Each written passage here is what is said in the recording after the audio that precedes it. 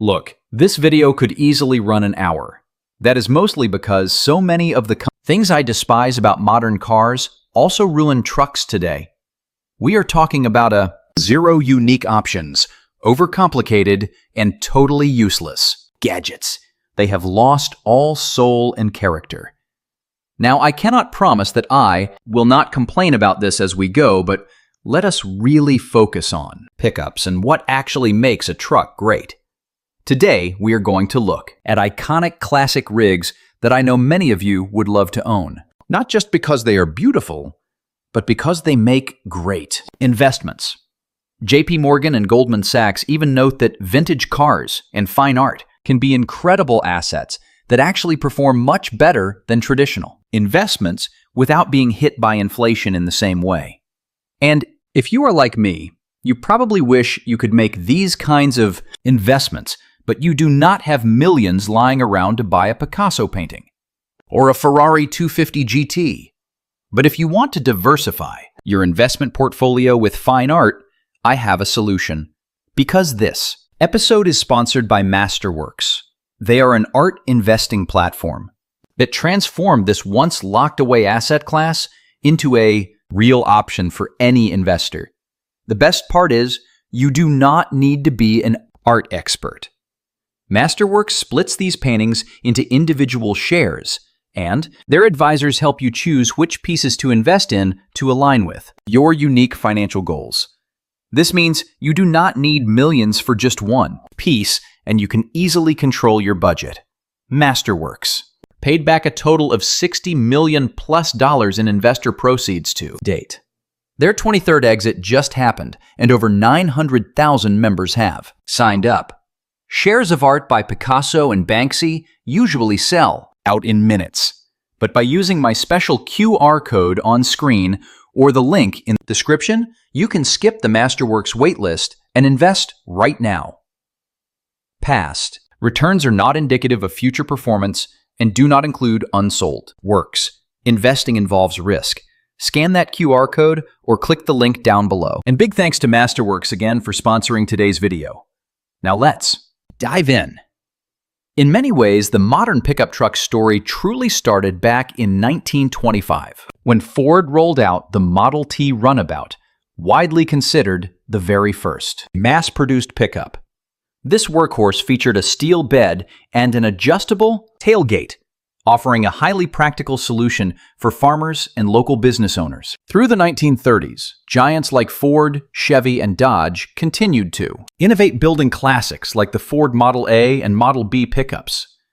These early machines focused entirely on utility and hard work, and they paved the way for everything to come.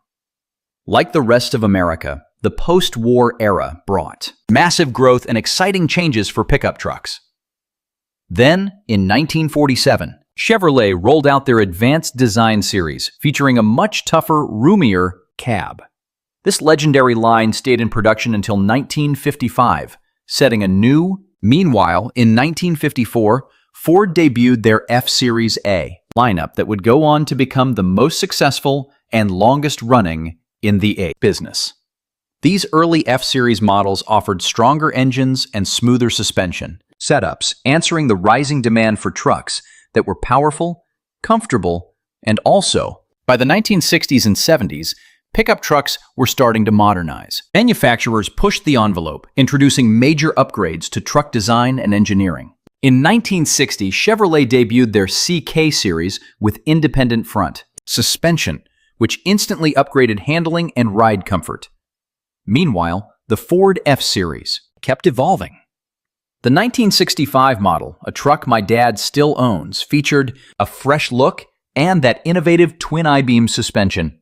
By 1972, Dodge joined the battle with its D-Series, bringing far more comfortable cabins and serious engine power appealing to everyday drivers instead of just blue-collar workers. Then the 1980s and 90s brought a massive shift toward driver comfort and everyday utility.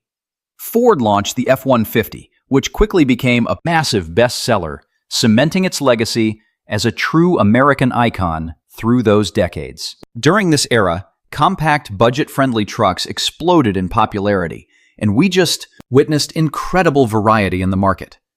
If you wanted a sport truck that could destroy sports cars from 0 to 60, you could buy it. Or, if you were broke, you could grab a cheap, reliable Japanese or domestic mini truck. If you needed unmatched towing capacity and heavy-duty power, you had heavy hitters like the F350 Super Duty GM 3500 or a Ram 2500 powered by that legendary Cummins diesel. This golden age led straight into what I call the roaring 2000s, because back then, in the early 2000s, utility vehicles, and honestly, automotive design in general, reached their absolute peak. Okay, maybe society peaked in the 90s, but whatever. The point is, even with massive upgrades in safety and modern technology, trucks were still real trucks, staying true to their heritage. They had not changed much, and their main job was still classic truck duties. As far as pure utility goes, most of these classic truck lines peaked right here, but a storm was brewing. As the decade rolled on, several factors collided, all at once forming a perfect storm destined to ruin trucks as we know them. Now, I have talked before about how strict EPA regulations completely disrupted the world of American auto manufacturing. To put it simply, they have made it nearly impossible for automakers to build a diverse fleet of different vehicles. The fuel standards for smaller trucks are virtually impossible to hit. That is a major reason why modern pickups got so massive, but the hard truth is this matches exactly what the big manufacturers want. Due to supply chain headaches, it is actually easier for them to build fewer units and just sell those limited vehicles at a much higher price point. Think about it. Since 2010, the new and used truck market has completely outrun normal inflation. You cannot just blame basic cost increases. If you are going to charge $60,000 or $70,000 for a truck, what does it have to offer? Well, this is where the manufacturer's business model of selling fewer trucks at a premium price actually lines up with our changing consumer tastes. And yes, we share the blame for this mess. By the early 2000s, there was already a clear trend toward making trucks and SUVs more comfortable and luxurious. But things accelerated fast when major brands like Ford and Chevy shifted focus, almost entirely to high-end luxury trucks. You see, not that long ago, my dad drove a 2006 Chevy Silverado regular cab manual. Yes, a stick shift with nothing but an AM/FM radio. No CD player, and I doubt it even had working air. Conditioning with an $18,000 price tag, about $28,000 today, adjusted for inflation for a Silverado. Now, Chevy still makes a regular cab work. Truck with a long bed. That is awesome, but it costs about $40,000. Why? Well, because of lane assist, Apple CarPlay, and keyless entry. They just do not build true work trucks or bare-bone pickups anymore. And if you think, well, a modern Tacoma or Colorado will get you more bang for your buck, you are wrong. I was recently talking with a wildlife removal guy. He actually cleared some raccoons out of our attic. A whole other story, and his work truck was a fairly new Tacoma. He confessed that he just did not really like it. It did not actually work for his job compared to his older truck. There are some pretty obvious reasons for that, so let us talk about the single most critical feature of any truck. The thing that has made a truck since the beginning. The bed. Starting in the 1960s, full-size rigs came with beds around 6 to 8 feet, depending on your setup.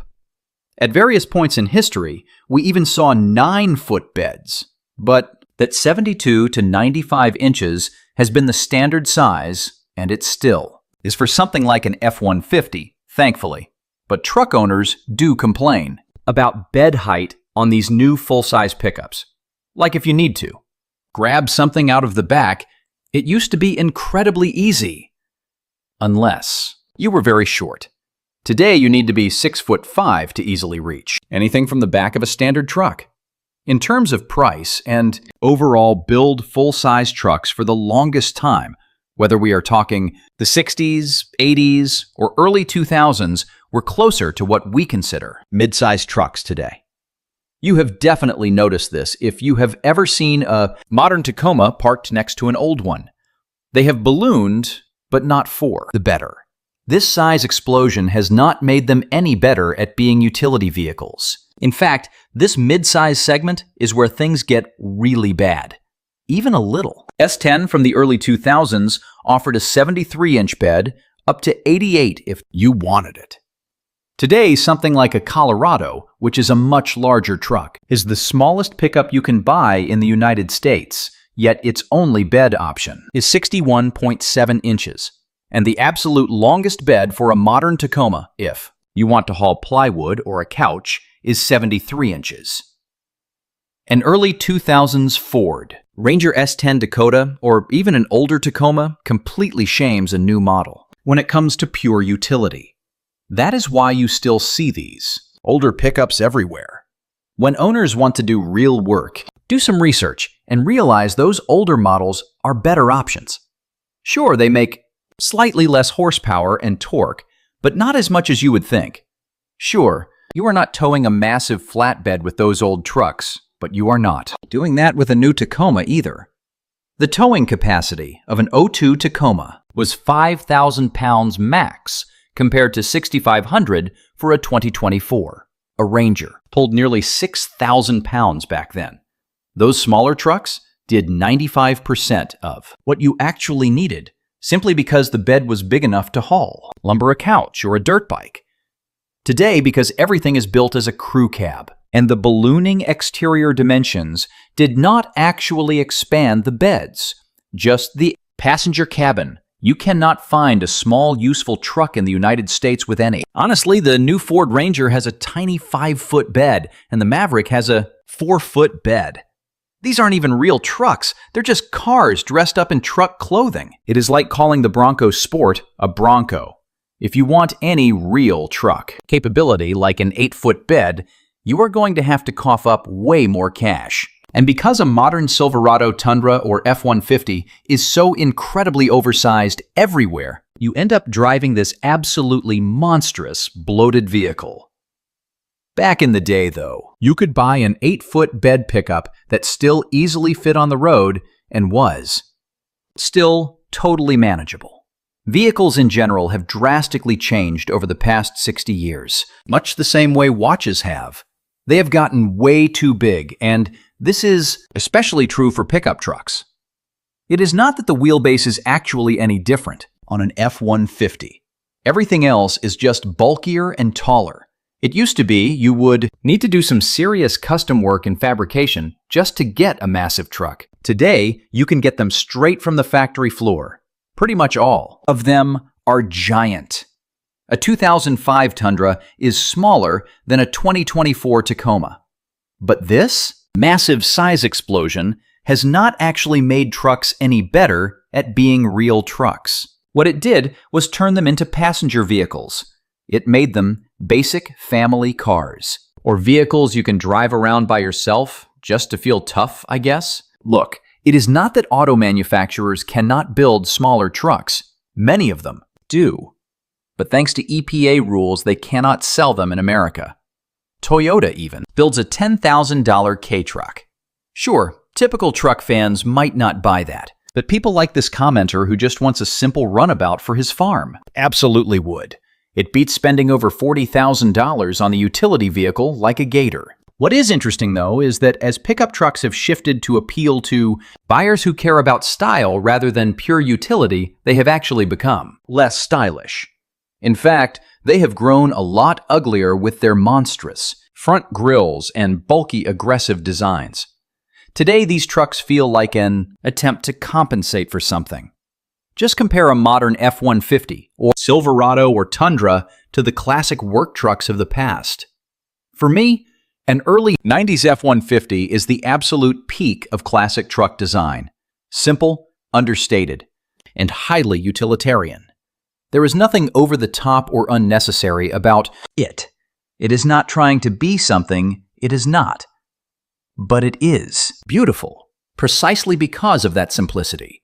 It was designed with one clear purpose in mind: hauling and towing gear, not showing off to the neighbors. It is that simple. Classic trucks were never engineered just to impress your neighbors. But if you really want to turn heads, go buy an early 90s F-150. On top of that, modern trucks have completely lost their simplicity. Like the rest of the auto industry, they are now overpriced, overcomplicated, and fragile luxury vehicles. I do not even mind high-end luxury trucks existing. Honestly, that was what made the 90s and early 2000s so great. We had every type of truck imaginable, from premium luxury rigs to weird drop-top convertibles. But today, every single new pickup has to be fully loaded. The danger of turning trucks into family passenger cars is that they are surprisingly unsafe. This is true despite the well-known fact that the public has been thoroughly sold on them being safer than normal daily drivers because of their size. This notion that trucks and large SUVs are inherently safer because of sheer bulk is completely wrong. In reality, these heavy vehicles are categorized as light trucks, meaning they bypass the strict safety rules of smaller cars, standard passenger cars, or sedans. Organizations like the Insurance Institute for Highway Safety and the National Highway Traffic Safety Administration run extensive crash tests. But how they evaluate massive pickup trucks and sport utility vehicles is completely different from small cars. This massive gap in testing means we tolerate weaker safety ratings for larger vehicles. One crucial study revealed that many massive trucks and family utility vehicles bomb these tests compared to compact cars. Take the front overlap crash test, for example. Several large models failed to protect passengers mostly because of their high center of gravity and extreme rollover risk. Massive trucks flip easily, far more than normal sedans, making for the absolute deadliest kind of accident. If your vehicle does flip, data proves that you, the passenger, are far more likely to get crushed or die inside a heavy truck or massive utility vehicle than a small hatchback. But it gets even worse. These giant trucks are a nightmare for pedestrians. Their high front grills and immense weight cause horrific injuries on impact. Fresh data reveals that large utility vehicles are 2 to 3 times more likely to kill pedestrians during an accident than normal cars, with a massive truck. The point of impact is much higher up on the human body. Think about those massive, oversized front grills. They directly target vital organs, causing lethal injuries to the head and chest. Sure, you might hate the thought of a low sedan hitting your shins, but trust me, taking an F-150 straight to the face. Plus, these beasts have blind spots that dwarf regular cars. No amount of fancy cameras can fix this design flaw. Visibility is everything, but behind the wheel, you are practically driving blind. Their sheer height and size completely block your view of the asphalt, spiking the risk of a crash. If you have actually driven a modern pickup truck lately, it is wild. You cannot see a thing, especially right over the hood. Sure, letting.